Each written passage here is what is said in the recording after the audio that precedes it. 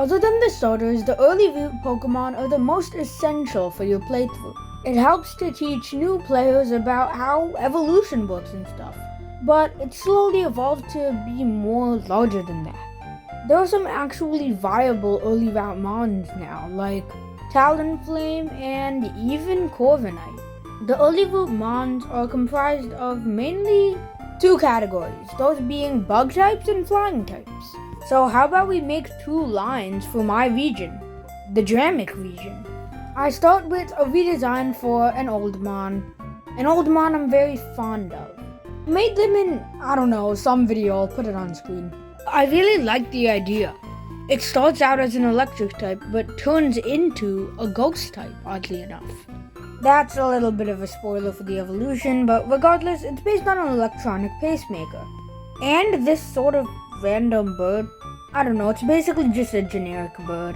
Oh, by the way, this is the original design, so I think this is better, at least conceptually. So here's the new and improved Electrike. Now let's go to the other line, just, for some suspense. So I searched up a silverfish, because I kind of wanted to do a silverfish Pokemon. So I searched up something along the lines to Silverfish Australia. And I got an actual fish called a silverfish. So I decided, wouldn't it be funny to make bug type trying to imitate a silverfish?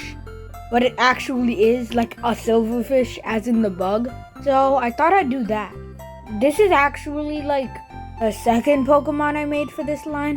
The other one's on the edge and it's very blurry, so I don't know. And haha, now it's gone, so you can't see it. Oh, by the way, if you're not new here, you wouldn't get this, but veterans of the channel know that I don't usually use Ibis Paint, what I'm using right now, to draw. I usually use Sketchbook. And this is a change I'm gonna implement for the better of my art and the consistency, because I feel like you can't even do 1,000 by 1,000 things on Sketchbook, so my drawings are never concrete on the line art and such. But yeah, here's this little guy. Here's Silvers, from Silver and Verse, cause it fights. This is the last Pokemon I made for this line, and it's also probably my least favorite, cause that's a middle stage. Middle stages usually tend to be your least favorite. I couldn't think of a concrete design. I didn't want it to be long, so it looked too strong to be a middle stage. But I didn't want it tiny, so it looks like a base stage. I guess that's what I could say for making any single middle stage, but whatever. I scrapped the design I fully colored just to do it again, and honestly, my new design has a lot more character, but the design is alright. We'll see about changes. Anyway, here's Hoodive from Hood and Dive. That's really simple. Now this one could either work as a middle stage or a final evolution, but I'm not really sure. It looks like a little bit awkward, that's why I'm just thinking about it, but regardless, I still think it's pretty cool. In my original design, I had two forms for this one Pokemon, but I feel like for a regional bird, this is already confusing enough and I don't need that. But I actually kind of like his design. It's not a bad design by any means, it just might not fit the criteria for a fully evolved Pokemon. But not all regional birds have to be 3-staged. Noctowl was 2-staged. And technically Wattrel and Kilowattrel are 2-stage, but I don't even think they're regional birds, because they don't really come on Route 1. And I think this is a good time to just mention something unrelated, but this is also kind of the reason we don't have any flying type starters, of course other than Rowlet or any bug type starters, because that would ruin the chances of using the Route 1 Pokemon. Anyway, let's take a look at Plume from Plumage and Boo. A little bit of a stupid name, honestly. Alright, now this is the best in the video. At least personally, I think so.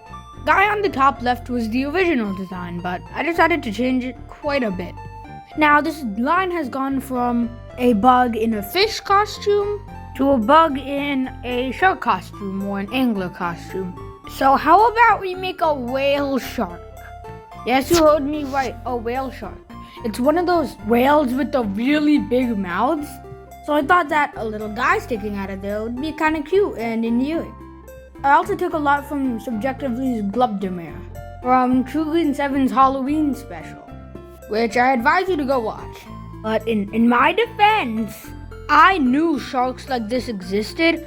I just didn't care to figure out what the type of shark is until my sister said it when I showed her the design. So technically, I'm not stealing stuff. But I'm just saying his name just to make sure. Whatever. And I feel like this guy would be like pretty large. A little bit taller than a human, maybe like 7 foot. Which doesn't sound bad in theory, but it's probably horrible, like actually. I experimented with the eyes. They look a little weird, honestly, but I might change them. I don't know.